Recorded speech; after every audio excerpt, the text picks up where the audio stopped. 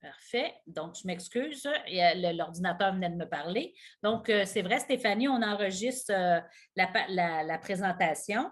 Donc, oui, je viens juste de le faire. Je suis exactement, c'est oui. ça que ça vient de me dire. Oui. OK. Donc, au niveau des longs séjours, je vous parlais de la compagnie aérienne. La compagnie aérienne, il se peut qu'elle demande des frais supplémentaires quand on dépasse 30 jours. Il y en a que c'est 60 jours, il y en a que c'est 45 jours. Donc, on vous dit à ce moment-là, bon, ben, si vous voulez avoir 2 mois, par exemple, 60 jours en Espagne, puis vous prenez telle compagnie aérienne, à ce moment-là, c'est tant de plus. Donc, on vous donne les informations pour les semaines supplémentaires et aussi pour ce qui est de s'il y a un supplément pour ce qui est de l'avion. On a également des séjours combinés possibles sur demande en Espagne et au Portugal, en court et en long séjour. Donc, s'il y a des gens qui veulent combiner les deux destinations, c'est possible de le faire sur demande. OK? Ça, j'en reparlerai tout à l'heure. Et aussi, on a nos circuits. Donc, nos circuits qui font la découverte, en fait, les merveilles de l'Espagne, que je vais vous présenter ce soir, et aussi les splendeurs du Portugal. Et dans les deux cas, vous avez, en Espagne, on finit par un séjour sur la Costa del Sol, et au Portugal, on finit avec un séjour en Algarve. Et dans les deux cas, il y a possibilité de prolonger votre séjour, soit sur la Costa del Sol ou en Algarve, dépendamment où, quel circuit que vous avez fait.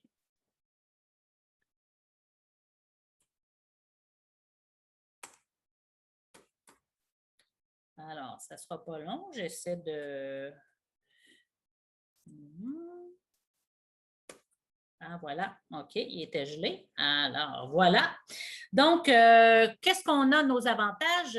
Nos hébergements, donc dans tous nos produits, en fait, là, ce soir, je vais parler de l'Espagne-Portugal. Nous avons de l'hébergement soit en chambre, donc en hôtel, ou en appartement, selon ce que vous voulez avoir. Et forcément, bien, ça va aller chercher des repas ou avec ou sans repas. Donc, l'hébergement, on parle de 3, 4 étoiles dans certains cas. Des fois, en fait, c'est surtout du 4 étoiles. Je pense qu'on a 1, 3 étoiles. Au niveau accompagnateur et représentant à destination. Donc, au niveau de la représentation à destination, au niveau de l'Espagne et le Portugal, en fait, pour la saison 2022-2023, ce sont des représentants locaux. Et il y aura possibilité, en fait, quand on fait des groupes, il peut y avoir la possibilité d'accompagnateur au départ de Montréal. Donc, ça, c'est en fait, tout dépend toujours du nombre de passagers que nous avons. Donc, plus on a de passagers sur un groupe au niveau des circuits, ou plus on a de passagers à destination, à ce moment-là, bien, le représentant à destination. Donc, si l'Espagne explose cette année, bien, il pourrait y avoir un représentant de Montréal. Ça dépend toujours, mais pour l'instant, en 2022-2023, c'est des représentants locaux. Au niveau des prix, donc Celebrito, rapport qualité-prix, on essaie de vous trouver le meilleur prix avec plusieurs inclusions, des belles prestations. Donc, au niveau du prix, on est souvent c'est très, très positif à ce niveau-là. Et au niveau des transports aériens, on utilise des transports aériens réguliers pour la majorité. Pour l'Espagne et le Portugal, on utilise Royal Air, on peut utiliser Royal Air Maroc, on peut utiliser TAP Air Portugal, on peut utiliser Transat. Ça dépend en fait de la destination. Ça dépend aussi du produit et ça dépend des dates. En fait, des fois, on n'est pas capable d'avoir une certaine compagnie. À ce moment-là, on va avec une autre compagnie, dépendamment des dates. Donc, on travaille avec 3 ou 4 différentes compagnies aériennes pour ces deux destinations. On va commencer par l'Espagne. Donc, on parle toujours, bien important, de l'Espagne. Je vous parle de l'Espagne au niveau de l'automne. En fait, en hiver, normalement, là, à fin novembre, début décembre, puis après ça, on reprend fin janvier. Donc, automne, hiver un petit peu, mais ce n'est pas novembre, décembre nécessairement. Et après ça, on a le printemps. Donc, décalage horaire, 6 heures de plus. On est sur du 220 volts, donc on a besoin d'un adapteur et convertisseur. C'est bien important d'avoir les deux pour avoir fait souvent sauter mes séchoirs à cheveux. Ça ne fonctionne pas. Donc, ça prend adapteur-convertisseur. Et il y en a qui ont les deux voltages sur leurs appareils. Moi, je suis toujours nerveuse à ce niveau-là, surtout quand on parle de téléphone, nos cellulaires, nos ordinateurs, nos iPads qu'on apporte. Moi, honnêtement, je suis toujours avec adapteur convertisseur parce que s'il fallait que pour une raison ou une autre, ça ne fonctionne pas et que je fasse sauter mon cellulaire, bien, vous le savez comme moi, dans nos cellulaires, nos cellulaires, notre iPad puis notre ordinateur, on a toutes nos informations là-dedans. Donc, on ne veut pas faire nécessairement sauter ça. Fait vous pouvez avoir ça dans les pharmacies. Moi, souvent, c'est chez Jean Coutu que je vais chercher ça, adapteurs, convertisseurs, ils les ont. Donc, il y a plusieurs endroits où vous pouvez vous les procurer. Au niveau de la langue, bon, l'espagnol, bien sûr, l'anglais. Et en fait, l'Espagne, elle est populaire au niveau des Québécois. Donc, en hiver, il y a beaucoup de Québécois qui vont passer la saison automne, hiver, printemps au niveau de la Costa del Sol. Donc, les gens qui travaillent dans l'industrie du tourisme sont habitués d'avoir des Québécois. L'espagnol puis le français, ça se ressemble un peu. Donc, il n'est pas rare que vous allez avoir aussi des gens qui pourraient parler le français. Et puis, bien sûr, bien, il y a quand même une bonne communauté du Québec qui est là pour se sauver de l'hiver en Espagne. Bonne nouvelle, au niveau de la devise, notre dollar canadien se porte bien, l'euro se porte un peu moins bien, ce qui fait que au niveau de l'euro, on est à 0,77 que j'ai vérifié. Et ce qui est important, parce que souvent on se dit « Ah, c'est en euros, ça coûte cher, etc. » Pas nécessairement. Pour avoir vécu dans ces deux pays-là, à court puis à moyen terme, très souvent, quand je faisais mon épicerie ou j'allais chercher des choses au marché ou dans un endroit là, où est-ce que c'est le monsieur, madame, tout le monde local qui y va, même avec la différence d'argent, j'en arrivais à bon compte. OK? C'est sûr que dans tous les pays en 2022 au monde, il y a eu une forte inflation, c'est sûr, mais ça reste que c'est encore pas pire. Et très souvent, on peut s'en tirer à bon compte, même si notre dollar, parce que même à 0,77, c'est un bon taux, c'est un meilleur taux. On a déjà vu beaucoup, en fait, bien pire que ça.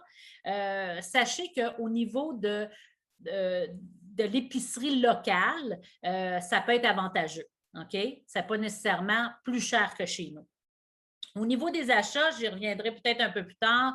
Donc, le cuir, la poterie, la dentelle, le vin, on va en parler tout à l'heure quand on va faire le circuit, les vêtements. Donc, il y a un paquet de choses que vous pouvez vous acheter, bien sûr. Et au niveau des formalités, alors ça prend votre passeport valide de 3 mois. Et là, j'aurais dû ajouter une petite formalité. En fait, je vais faire ma présentation COVID. Donc, même si le COVID se porte mieux, il est toujours là. Il est toujours là en Europe. Il est toujours là au Portugal. Mais tu sais, en fait, il est là, mais beaucoup moins présent.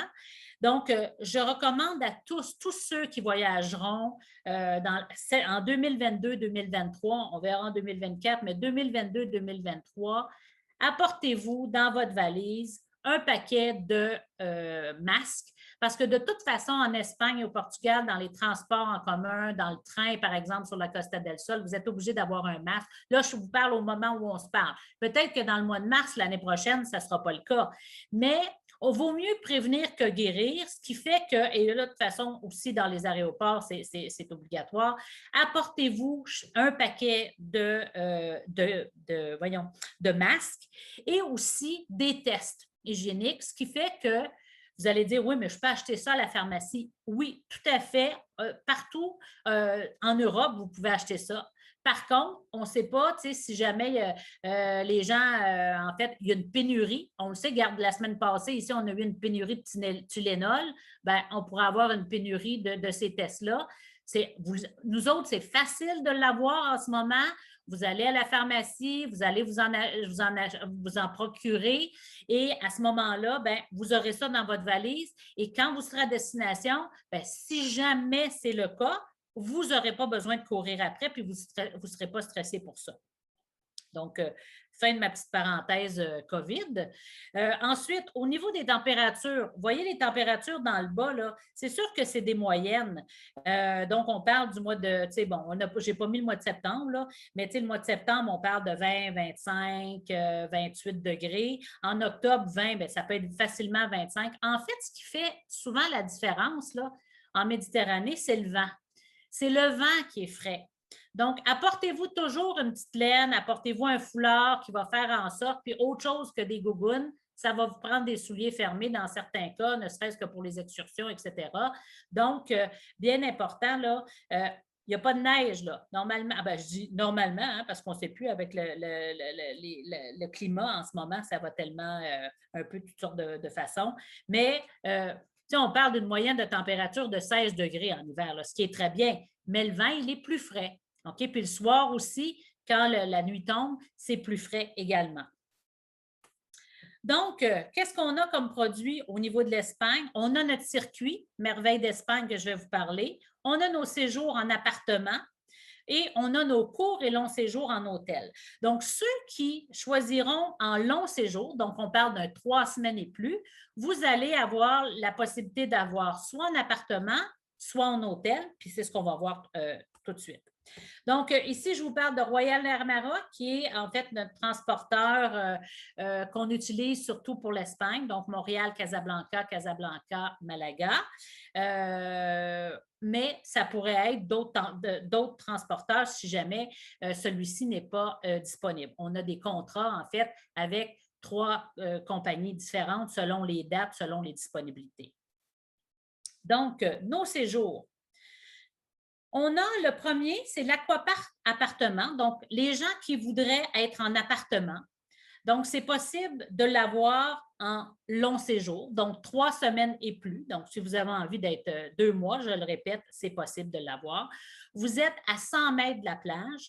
Quand on est sur la Costa del Sol, une chose que les clients adorent, premièrement, on est sur le bord de la mer, mais il y a là ce qu'on appelle le Paseo Maritimo, qui est la promenade qui est toute piétonnière, toute bien aménagée avec des palmiers. Il peut y avoir des restaurants, des endroits, des petites boutiques, etc. Vous vous promenez tout le long de cette Paseo Maritimo-là.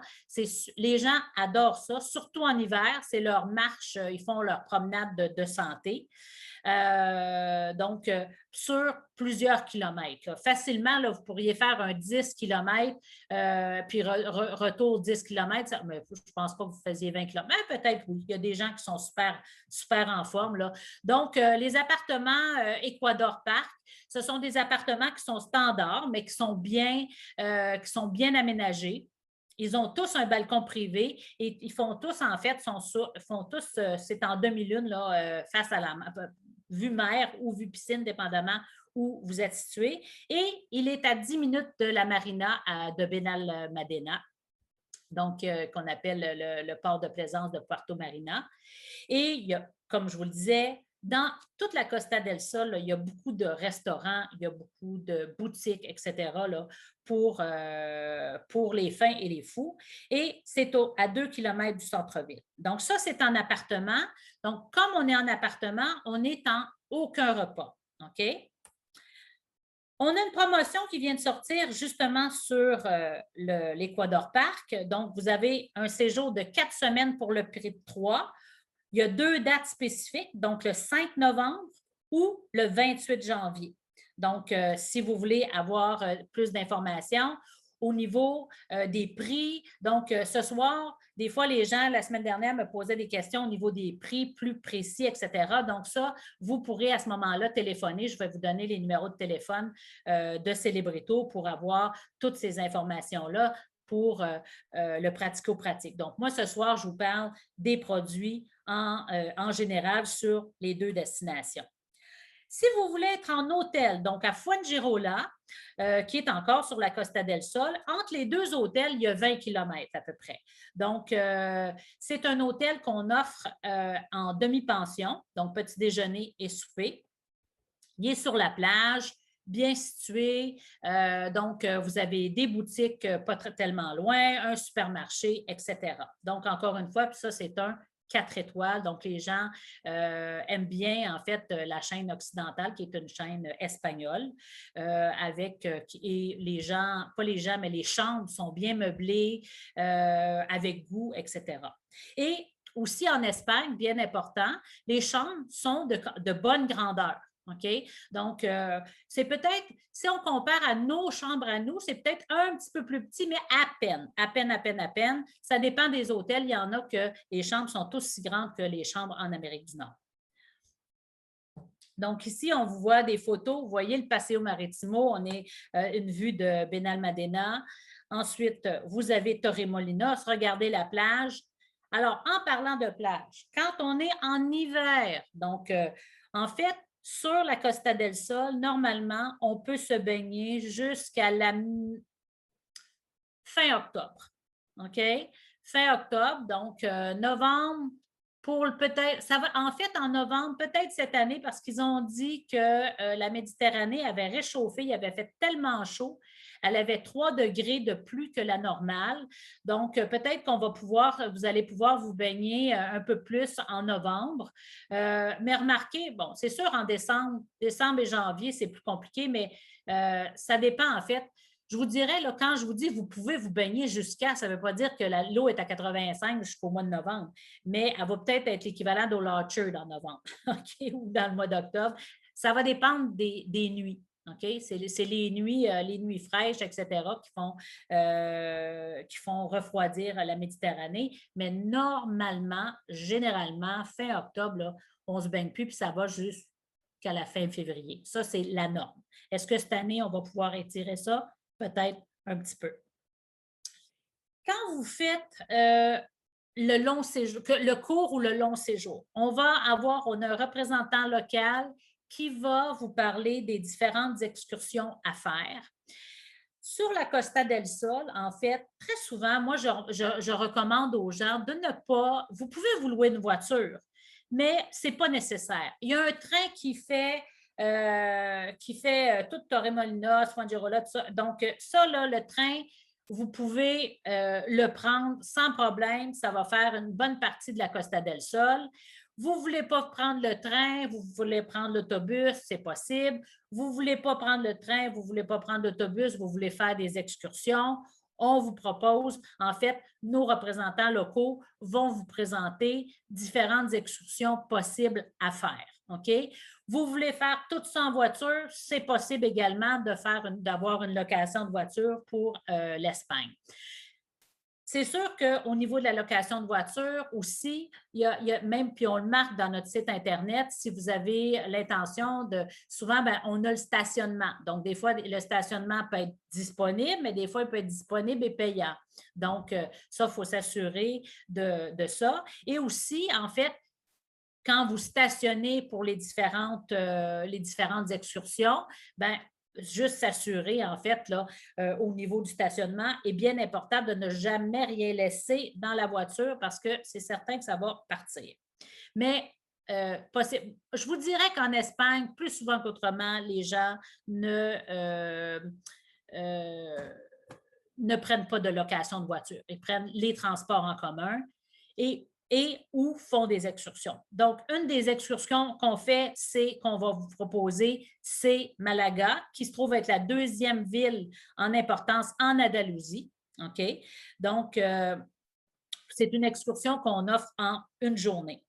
Ensuite, on a Mijas et Marbella. Je fais une petite parenthèse en parlant de Marbella. L'Espagne et le Portugal, ce sont 2, tout à l'heure je vais en parler aussi, ce sont 2 destinations qui sont très bien pour les golfs. Donc, Marbella est renommée aussi pour avoir d'excellents golfs. Donc, les prix sont quand même correct au niveau de l'Espagne. C'est en euros, bien sûr. Quand vous avez pour les golfeurs, si vous avez une carte d'handicap, tant mieux, vous l'apportez avec vous. Ce n'est pas tous les terrains de golf qui demandent les cartes d'handicap. La carte d'handicap, pour ceux qui ne savent pas c'est quoi, en fait, c'est la carte qui vous permet qui permet de voir justement à l'endroit où vous allez quelle sorte de joueur vous êtes. En fait, es-tu bon, moyen, pas bon, très bon, etc. Donc, c'est un peu ça, le grosso modo, là, très vulgarisé mais c'est ça la carte d'handicap. Elle permet de savoir au terrain de golf qu'est-ce que tu joues, puis si tu es en fait un joueur suffisamment qualifié pour jouer sur ce terrain parce qu'il y a de tout pour tous les goûts au niveau de l'Espagne et du Portugal au niveau du golf. Donc, 2 destinations, super le fun à faire aussi. Ensuite, on a Ronda et Grenade. Moi, Grenade, c'est une des villes que je préfère. Je trouve qu'elle a un coup d'œil extraordinaire. Elle est au pied de la Sierra Nevada. Vous voyez les montagnes qu'on voit en arrière.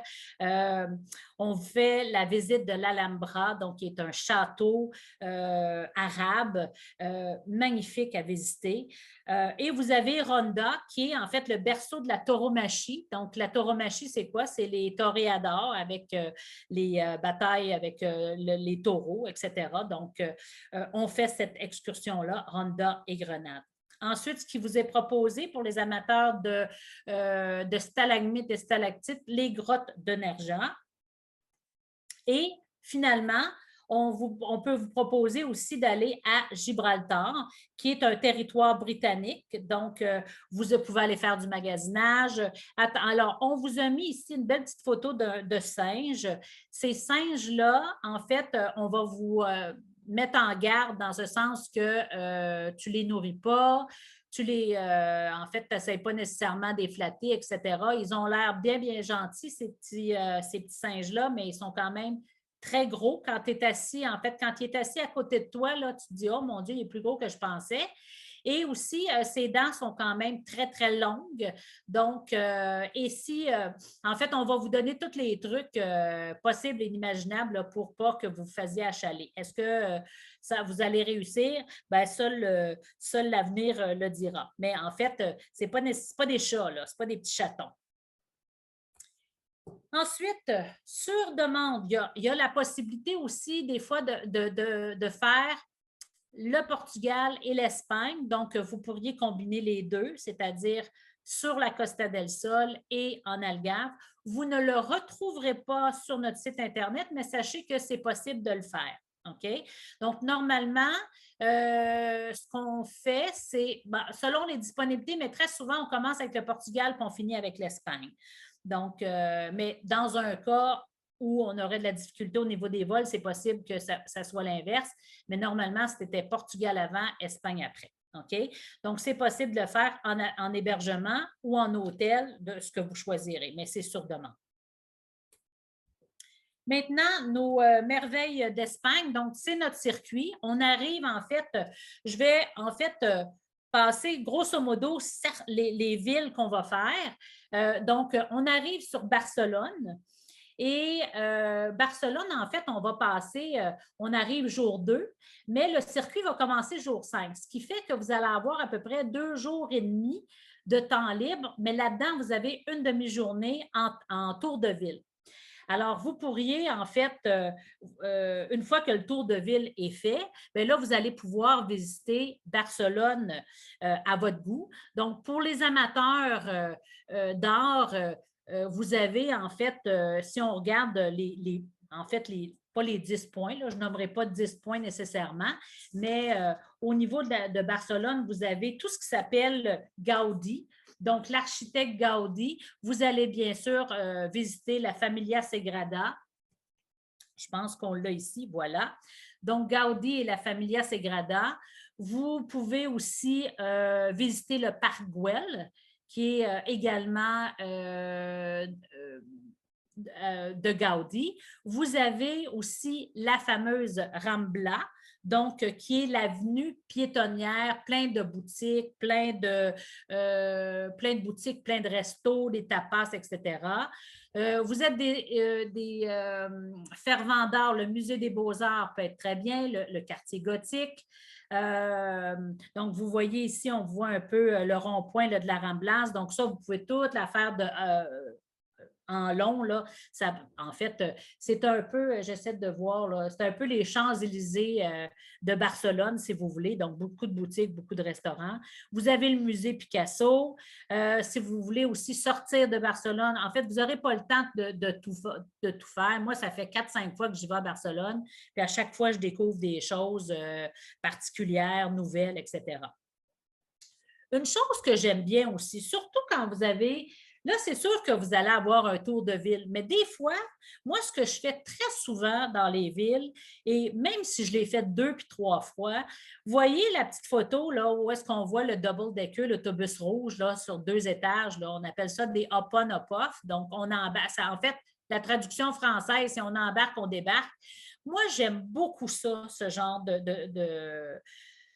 de programme-là, en fait, parce que ça me fait voir, en fait, et revoir, parce que, comme je vous dis, moi, je le fais plusieurs fois, là, même.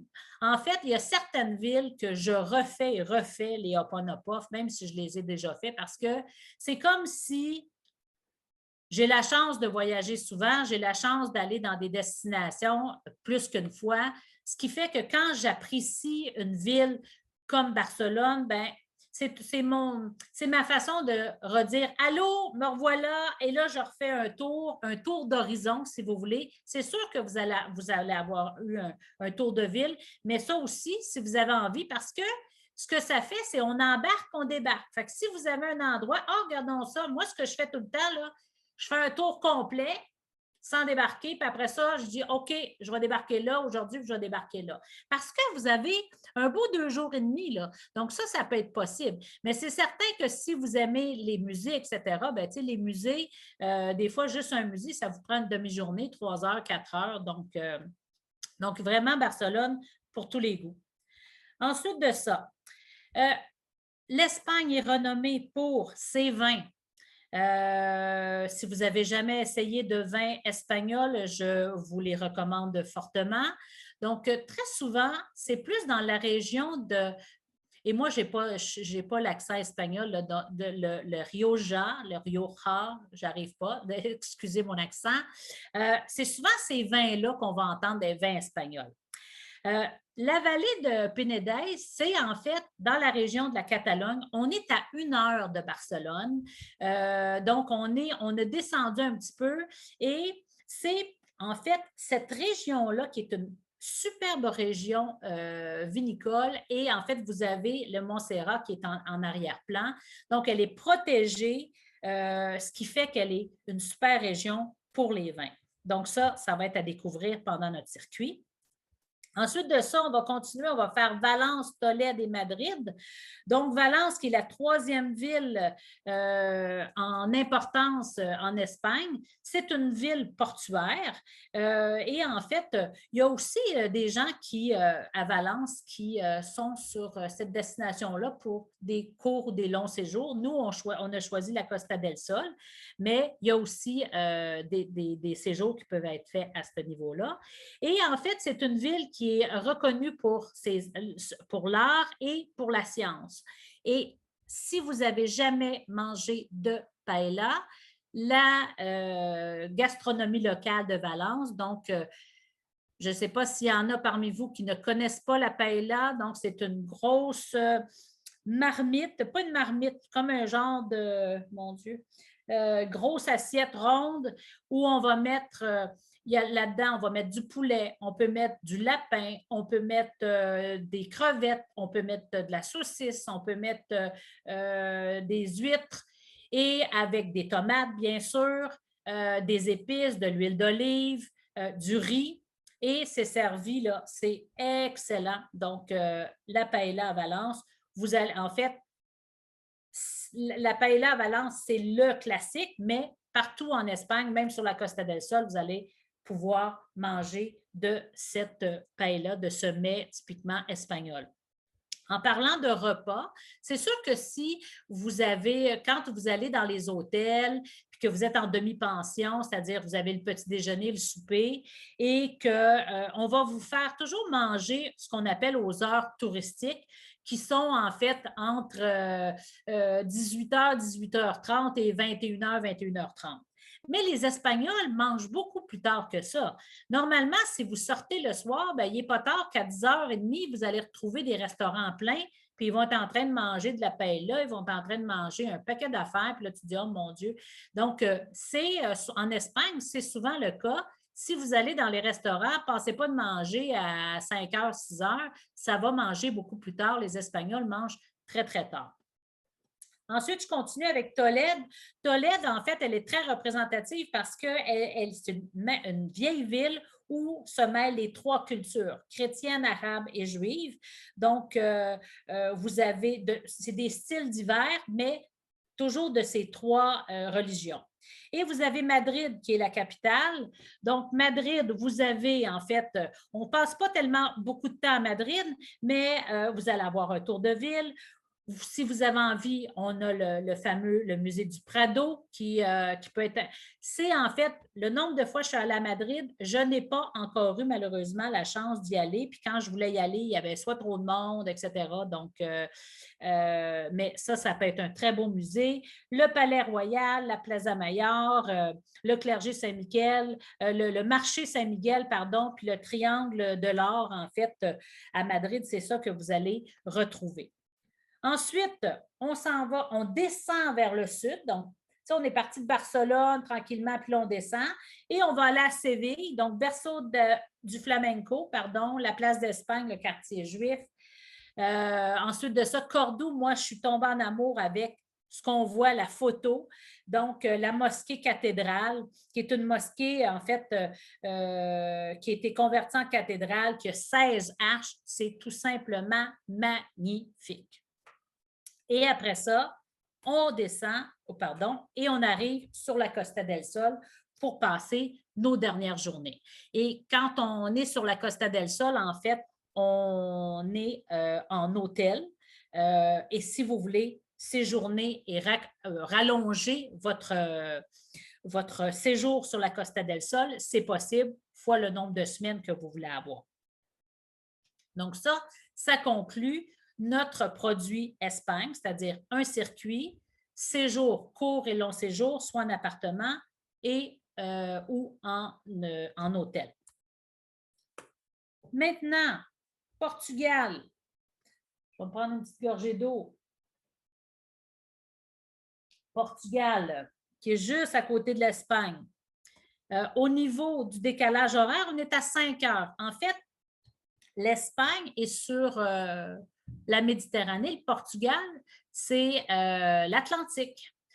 Donc, au niveau de la froideur, si je peux dire, de l'eau, l'Atlantique est plus froide que l'Atlantique est plus froide que la Méditerranée. Donc, on a 5 heures de décalage même. On a 1 heure de moins. Donc, entre le Portugal et l'Espagne, il y a 1 heure. On est sur du 220 volts.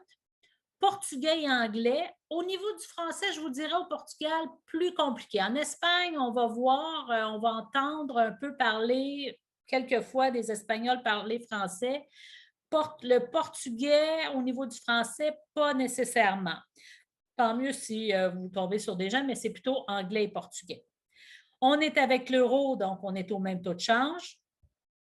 Au niveau des achats, cuir, cristaux, poterie, vin, on va parler du Porto tout à l'heure. Passeport, même chose, 3 mois.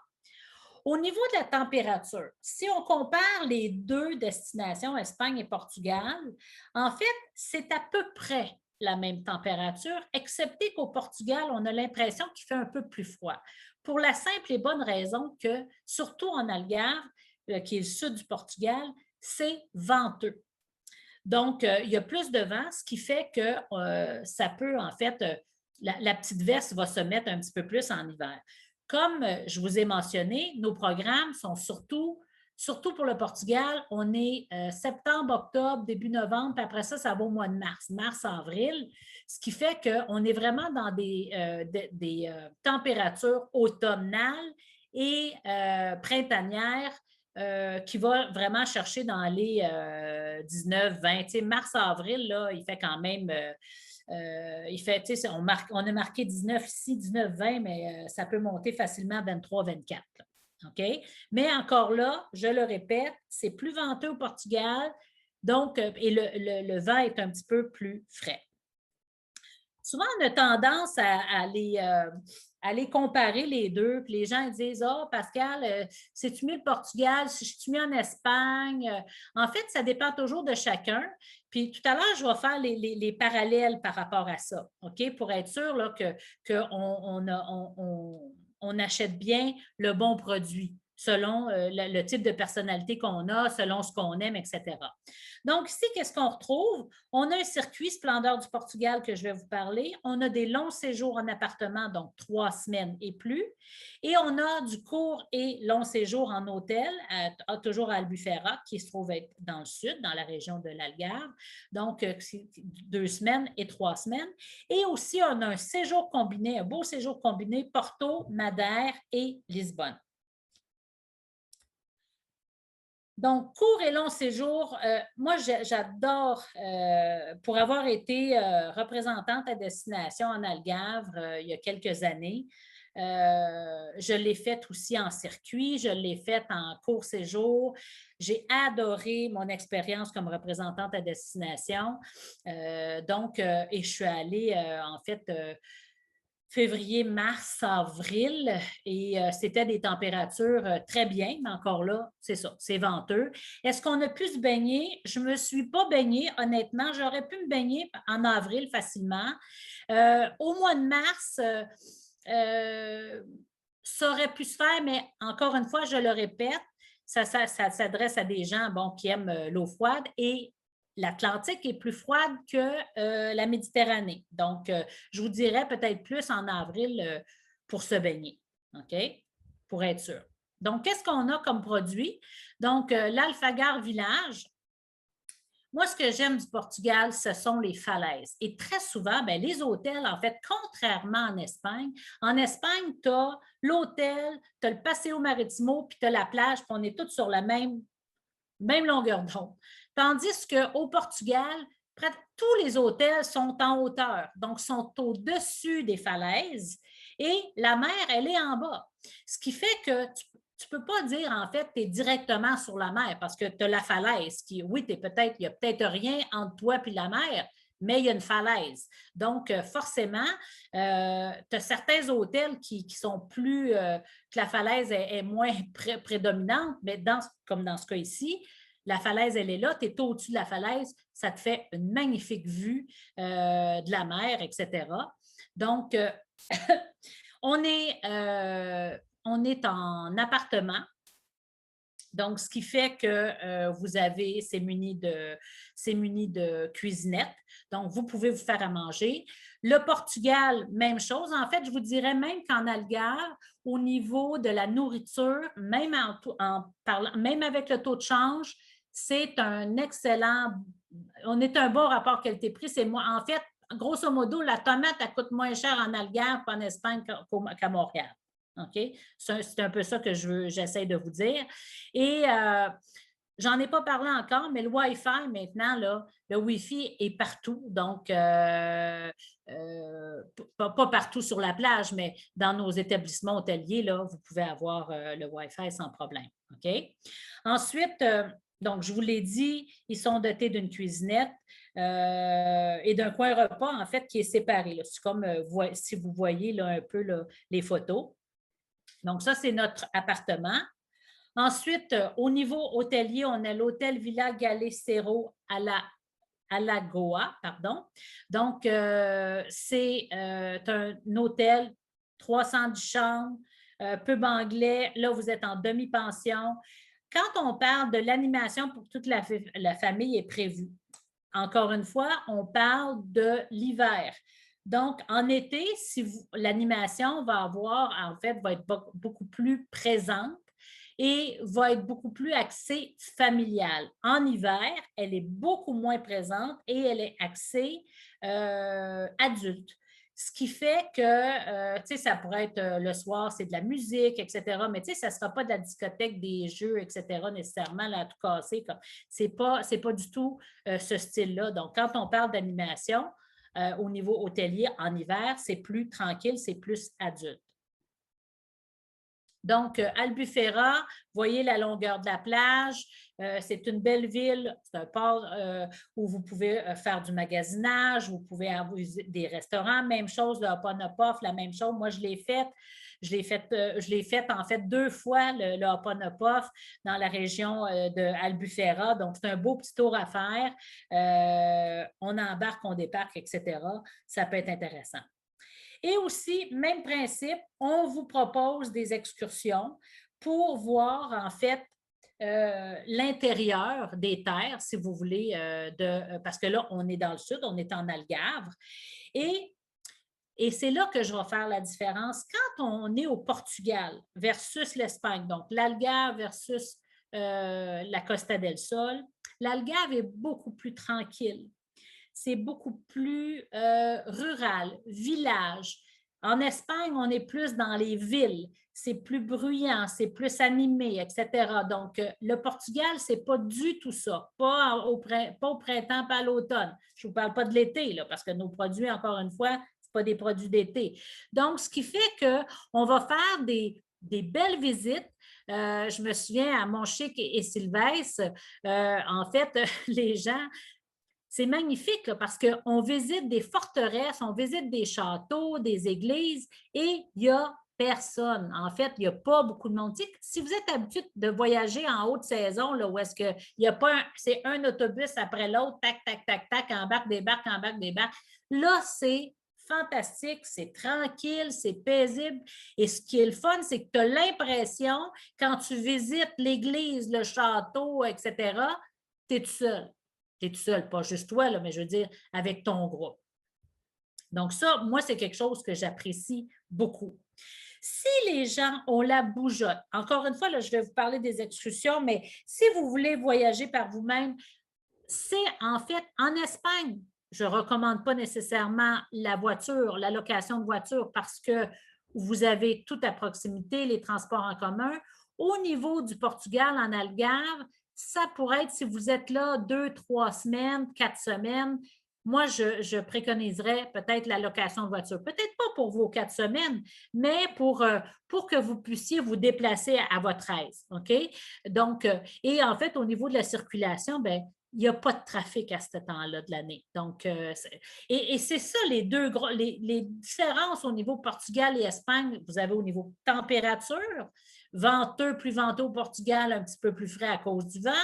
Et vous avez aussi au niveau des excursions, au niveau, en fait, sur place, c'est beaucoup plus tranquille au niveau du Portugal. Les falaises, Sagres et Lagos, ça aussi. Donc, ce sont des excursions où il y a beaucoup de nature. Donc, on va débarquer, on va prendre on va faire des arrêts photos. Justement, vous voyez la photo en bas là, à Lagos. Donc, c'est ce genre d'arrêt qu'on va faire. OK? Donc, il n'est pas du tout nécessairement la même chose là, qu'en Espagne. Les marchés, donc si vous avez le marché de Loulé, mais il y a plein de petits marchés que vous pouvez faire la fin de semaine. Moi, j'étais allée aussi à une messe au Portugal. C'est des gens qui sont super croyants, etc. Tu sais, nous autres, nos églises en ce moment, ils sont pleines à peu près juste à Noël, là. Mais entre ça, mais eux autres, là, peu importe le dimanche, c'est plein, ça l'attend dehors. Et la cérémonie, c'est vraiment particulier, ne serait-ce que par curiosité touristique, ça peut être super intéressant. Moi, j'avais trouvé ça, moi, super le fun à aller. Et c'est impressionnant de voir que les gens attendent. Et en fait, ils assistent à la messe, mais dehors. Puis là, on parle d'un dimanche normal. Là. Donc, ça, c'est assez particulier. Les marchés, c'est extraordinaire. Le Liège, on fait une visite d'usine de Liège qui est fort impressionnant. Ça nous dit, en fait, qu'est-ce qu'ils utilisent, comment, en fait, ça fonctionne, etc. C'est vraiment bien. Ensuite, à Faro. Donc, en Faro, on visite forteresse, cathédrale, etc. On a un phototour aussi qu'on offre à Tavira. Et on va aussi à Sylvestre, Praia de Rocha. Donc, ce sont des excursions que vous pouvez faire en groupe, que vous pouvez faire également avec votre voiture, bien sûr. OK? Au niveau des excursions, en Espagne, je reviens avec l'Espagne, très souvent, c'est facile d'avoir des excursions uniquement unilingues francophones. OK? Mais au Portugal, en basse saison, pour avoir été représentante à destination, si je n'ai pas assez de clients ou on n'a pas assez de clients francophones, bien, au lieu d'annuler la présentation, en fait, au lieu d'annuler l'excursion, on offre une excursion multilingue. Donc, ça veut dire qu'il faut avoir 2 ou 3 langues pour faire l'excursion. J'ai fait les deux. J'ai assisté aux deux. Ben, c'est sûr que quand tu as 3 langues, bon, il y a 3 langues, mais entre ça et pas le faire, ben, tu prends le 3 langues, définitivement. Parce que justement, il y a des fois des dates. On est en basse saison, c'est plus restreint, ce qui fait que la compagnie, en fait, et ça, c'est toutes les compagnies en Algarve, ils regroupent les groupes pour faire avec du 2 ou 3 langues. Ensuite, finalement, notre séjour combiné Porto-Madère. Donc là, je vous ai parlé d'un séjour en Algarve. Et là, je vous parle d'un séjour où on fait Porto, Madère et Lisbonne. Donc là, on n'est pas en circuit. Et on arrive, en fait, le premier hôtel qu'on fait, c'est l'hôtel Cristal à Porto, qui est directement au centre-ville. Donc là, à Porto, il est en demi-pension, OK? C'est-à-dire petit déjeuner et souper. Et là, en fait, sur place, vous avez une représentation locale qui va être là pour vous assister si vous voulez faire des excursions, si même vous avez envie de louer une location de voiture. Il y a des hop-on, hop-off. Donc là, on est vraiment en séjour. Donc là, vous allez passer 3 nuits. Ensuite de ça, on s'en va, on prend un vol et on s'en va à Madère, où vous allez séjourner une semaine. Donc, à l'hôtel Jardim d'Ajuda, pardon, c'est pas comme ça qu'on le prononce en espagnol, excusez encore mon accent. Donc, vous allez rester là, en fait, en séjour. Donc, même chose, vous allez avoir un représentant local qui va vous proposer des activités, des excursions. Vous êtes à cet hôtel-là en petit déjeuner seulement. Donc, le lunch et le souper et vous pouvez en fait aller au centre-ville. Vous êtes à 3 kilomètres seulement là, du centre-ville de Funchal. Donc, il y a plusieurs petits restaurants que vous pouvez utiliser, etc. Et après ça, on est à Lisbonne, en fait. Et à Lisbonne, pourquoi je n'ai pas mis l'hôtel? Parce qu'on utilise plusieurs hôtels à Lisbonne où vous allez être là également 3 nuits. Donc, également en séjour. Donc, vous allez encore une fois avoir une représentation locale sur place qui va vous suggérer des activités, qui va vous suggérer des excursions. Et encore une fois, si vous voulez faire le hop-on, hop-off pour vous orienter, le double-decker, si vous achetez ça sur place, c'est possible de le faire aussi dans toutes les grandes villes. Donc, ça, c'est un beau séjour au niveau du Portugal qui, en fait, a le nord. On est à Porto, on fait Lisbonne, la capitale, puis on a Madère. Et finalement, notre dernier produit qui est le Splendeur du Portugal. Donc, Splendeur du Portugal, c'est notre circuit qui part de Lisbonne et qui termine à Albufeira. Donc, c'est une semaine en circuit et une semaine en séjour qui finit en fait à Albufeira. Ce qui fait que si vous voulez, encore une fois, ajouter une semaine supplémentaire ou 2 à Albufeira, il y a possibilité de le faire. OK? Il n'y a pas grand-chose qui ne se fait plus maintenant. Donc, quand on veut combiner des choses, c'est une question des fois juste de jouer avec les différents produits. Et après ça, moi, j'ai déjà eu aussi des clients qui avaient beaucoup de temps, fait le circuit au Portugal, fait un peu de séjour à Albufeira, transfert en Espagne, fait un séjour en Espagne aussi sur la Costa del Sol. Tout ça peut s'amalgamer. C'est une question, en fait, de vérifier les disponibilités, etc., mais c'est possible de le faire. Donc, notre circuit, Splendeur du Portugal pour une semaine, on voit bien sûr Lisbonne, qui est la capitale. Donc, Lisbonne, c'est une ville, quand on. Vous avez vu des photos, puis vous le voyez là en haut à droite où où vous voyez les tramways. C'est une ville qui est difficile à marcher, dans ce sens qu'il y a beaucoup de côtes. Donc, quand on fait Lisbonne, vous avez bien sûr un tour de ville, mais très souvent, les gens, justement, tu ne fais pas des longs, à moins d'être super en forme, là, mais il y a de la côte, mes amis, là-dedans, vous faites des mollets. Là. Donc, on va utiliser les tramways, on va utiliser le hop-on-hop-off quand on est en temps libre, etc. Mais tu sais, il y a des villes qui se marchent très bien. Paris va se marcher très bien parce que justement, elle est sur le plat. Rome va bien se marcher aussi. Mais Lisbonne, ce n'est pas une ville qui se marche bien parce que justement, il y a beaucoup de côtes. En fait, puis, quand on parle de côtes, ce n'est pas une petite côte, c'est vraiment là, assez à pic, merci. Donc, on a un tour de ville de prévu, bien sûr, pour ce qui est de Lisbonne. Monument du découvreur, donc l'esplanade, la tour de Belém, bien sûr. Donc, ça, c'est toutes des choses que vous allez voir dans votre tour de ville. Ensuite de ça, on s'en va à Óbidos, Nazaré et Aveiro. Donc, ce sont des villes où on va avoir des tours d'orientation. Des fois, vous allez avoir des arrêts photos. Nazaré, ça peut être, en fait, ça dépend des temps de l'année, mais c'est là où on retrouve les plus grandes vagues où les surfeurs, ça prend des surfeurs très, très, très expérimentés. Donc, ici, c'est marqué 118 mètres d'altitude au niveau de la vague. Donc, ça peut être très, très impressionnant. C'est surtout, en fait, en automne qu'on a ces grandes vagues-là. Ensuite de ça, on va faire Porto, bien sûr, Coimbra et Fatima. Donc, Porto, reconnu pour le vin de Porto, en fait, et son vino verde. C'est là où prend l'embouchure du Douro.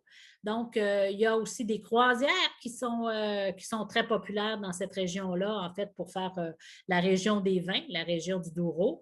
Vous avez Coimbra, qui est une des plus vieilles villes universitaires, et Fatima, qui est un haut lieu de pèlerinage.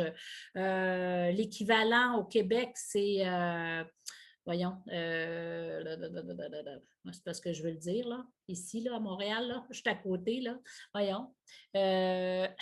Je me souviens, j'ai comme un blanc total.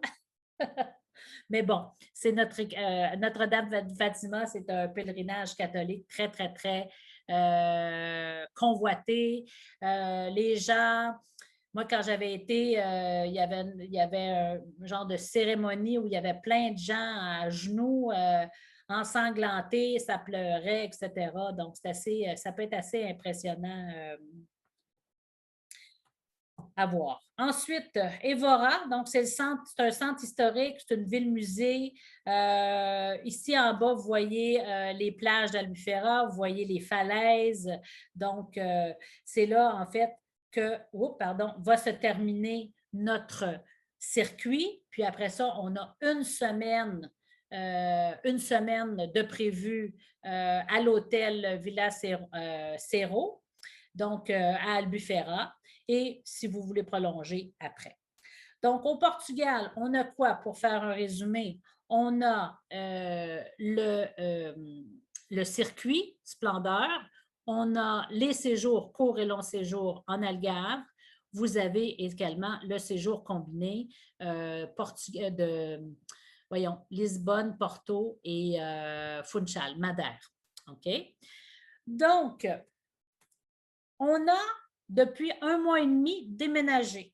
Donc, s'il y en a qui se sont rendus chez Célébritour sur le boulevard Tachereau, vous avez probablement remarqué qu'on avait déménagé. Ce n'est plus nous qui sommes là. En fait, on est déménagé. On est toujours sur le boulevard Tachereau, toujours à Brochard, mais on est à Portobello, donc au centre d'achat Portobello. Donc, on est ouvert du lundi au samedi. Donc, avant, on n'était pas ouvert le samedi. On est disponible, bien sûr, sur téléphone. Nos numéros de téléphone n'ont pas changé. vous pouvez nous voir sur les médias sociaux, soit Facebook. Je vous invite aussi à vous inscrire à notre infolette. Donc, avec notre infolette, vous avez un peu toutes les informations qu'on vous envoie via Facebook et aussi quand il y a des spéciaux, des présentations, etc. Donc, nos agents sont là pour vous répondre à vos questions.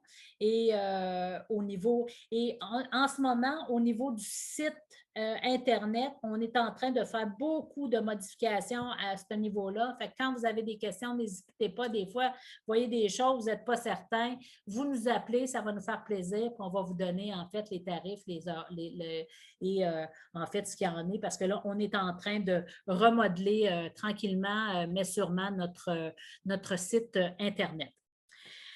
Maintenant, donc, Stéphanie, est-ce que tu es toujours là? Oui, bien sûr, je suis Oui. là. Donc, attends une minute, je vais essayer de me remettre ma figure, là. Bougeons pas.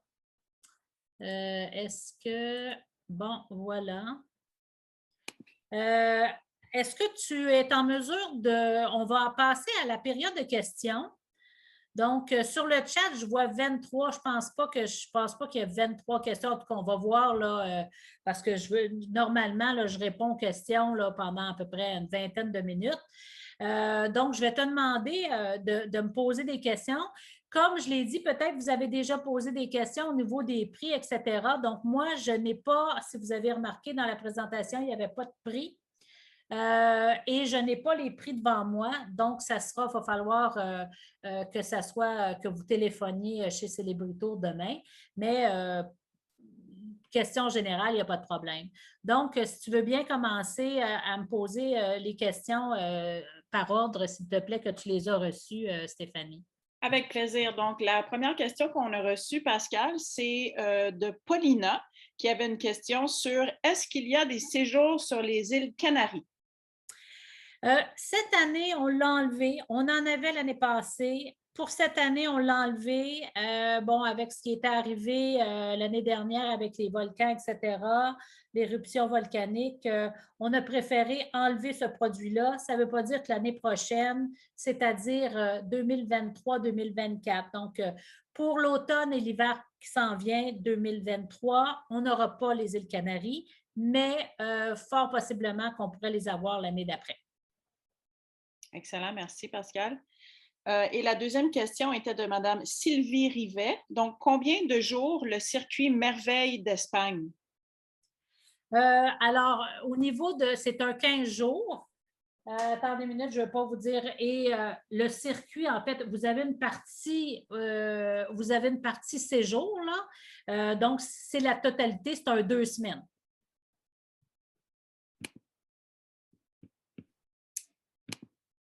Excellent. En fait, c'était toutes les questions que nous avions pour ce soir. Donc, c'était tellement complète ta présentation, Pascal, que... OK. C'est parce que moi, je voyais chat 28. Fait que, oui, on a eu... peut-être qu'il y avait 28 questions. Moi, j'avais peur. Je dis, mon Dieu, 28 questions. Non. Il y a une toute dernière ici qui vient juste de rentrer de Sylvie. Oui. Elle dit, j'ai réservé pour le circuit en Espagne. Combien de temps avant le départ j'aurai les vols et les hôtels? On ne parle pas des documents, là, mais on parle des informations pour le vol et l'hôtel. Normalement, vous devriez avoir ça 3 semaines avant. Excellent. Et puis, on a Karine ici qui pose une question. J'imagine que c'est possible quand même d'avoir un circuit en juillet si c'est ce que le client désire? En fait, pour les produits d'été, peut-être, en fait, ça va venir, mais on n'offre pas aucun produit en été. Ce qui fait que nous, nos produits commencent vraiment en septembre et se terminent mi-juin. Juillet et août, normalement, on n'a aucun produit. Ça, c'est version 2022-2023. Merci, Pascal. Par contre, oui, c'est ça, exactement. Les produits Célébritour, l'agence de voyage, en fait, des fois, ça peut être compliqué pour le grossiste Célébritour, ses produits, c'est du mois de septembre à la mi-juin. Excellent, merci. On a une petite question ici de Lucie Cossette. Est-ce possible d'avoir un vol direct sur Malaga? Normalement, en hiver, non. Parce que, en fait, et c'est ça, en été, ça peut arriver, oui, mais pas en hiver. Ce qui fait que, et très souvent, en hiver, ça peut changer, les horaires peuvent changer, ça peut être cancellé, ce qui fait que c'est pour ça qu'on choisit des compagnies aériennes régulières. La différence entre pour monsieur, pour les clients, la différence entre un vol régulier et un vol nolisé, le vol régulier, c'est un vol qui opère à l'année. Et vraiment, pour qu'il soit annulé, ça prend quasiment une catastrophe. Tandis qu'un vol nolisé, c'est un vol saisonnier. Et quand on est à la fin de la saison, c'est possible que ça soit carrément soit annulé ou soit changé d'itinéraire. Pour, par exemple, je donne un exemple, ça pourrait être un Montréal-Malaga, mais comme il n'y a pas assez de monde, ils vont faire un Montréal-Toronto-Malaga.